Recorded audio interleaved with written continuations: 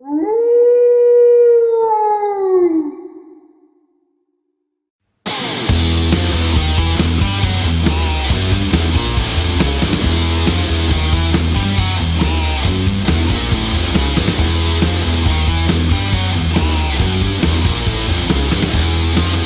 guys, welcome to Lair of the Lycan, aka the HQ of metal. Metal music to me is rebellion, expression, brutality, nonconformity, oneness, victory and serenity. And this mini-series will be looking at the best metal albums in the last 10 years. Pretty much at the end of the decade.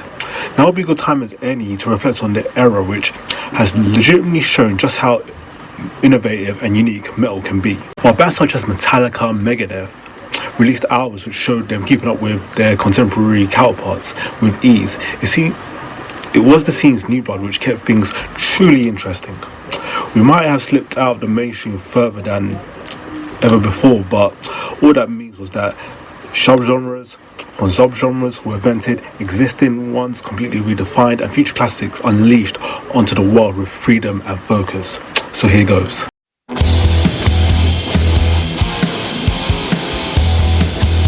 Come the year 2018, come of the hour, Judas Priest were screaming for vengeance at the top of their time-worn lungs. They were still writing heavy as hell new songs, releasing heavy albums.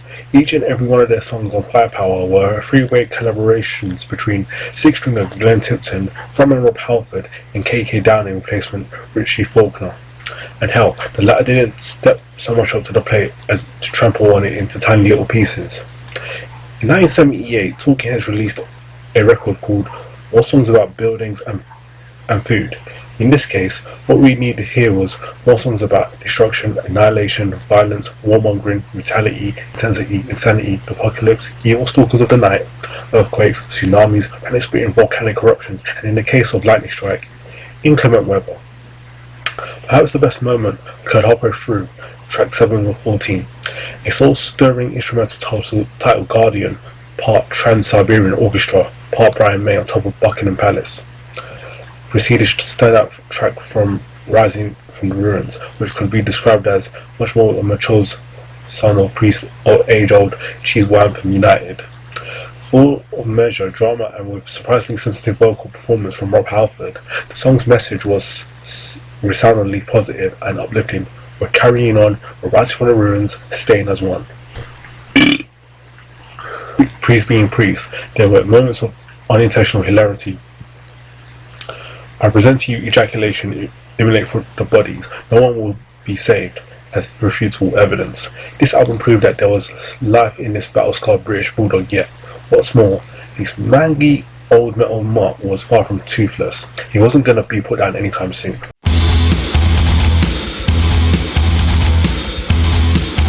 Within Temptation built on the symphonic metal arms race a long time ago before Resist emerged.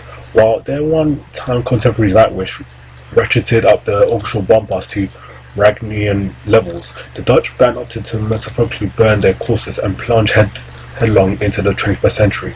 It was a move that paid off. At its finest, Resist was up there with the best albums this band has made. Pitch-shifted fanfare that introduced opening track Reckoning harked back to an earlier, cheesier age, but that soon has gave way on an open collaboration with Papa Roach frontman Jacob E. Shaddix.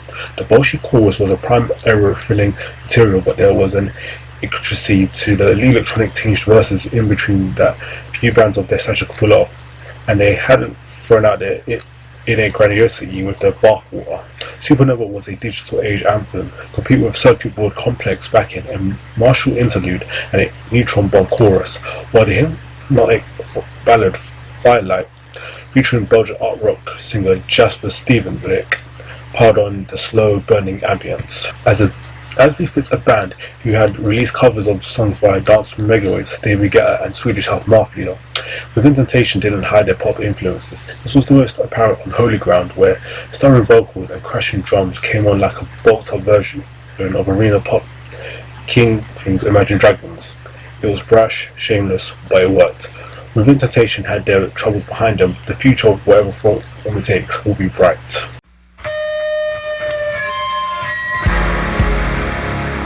To be honest, everyone had made up their minds about whether baby metal were a good thing or the inexplicable monstrosity by the time metal resistance dropped. While metal resistance put pay to all notions of backlash, a bewitching and bewildering anomaly, the kitsune-wielding scams pulled off the frankly mind-blowing trick of winning over huge numbers of the hard metalheads while annoying the piss out of those who prefer their shameless gimmicks to be hidden under a layer of authenticity, whatever that might mean. The truth is that baby metal became a phenomenon because the entire package, from all that endearing guff about the Fuck Squad and the remorseless enthusiasm of the band's then three vocalists, through to the careless stoic pomp of their tunes themselves, was put together with such care and finesse. Resistance was destined to be a widely successful record, not because of some fleeting trend. Instead, it was because songs got the balance between barking my genre juxtapositions and razor-sharp pop meets metal songwriting just right.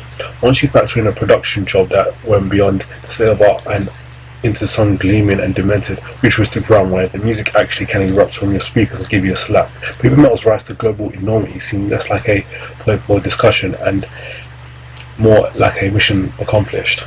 Generally, the average Lair fan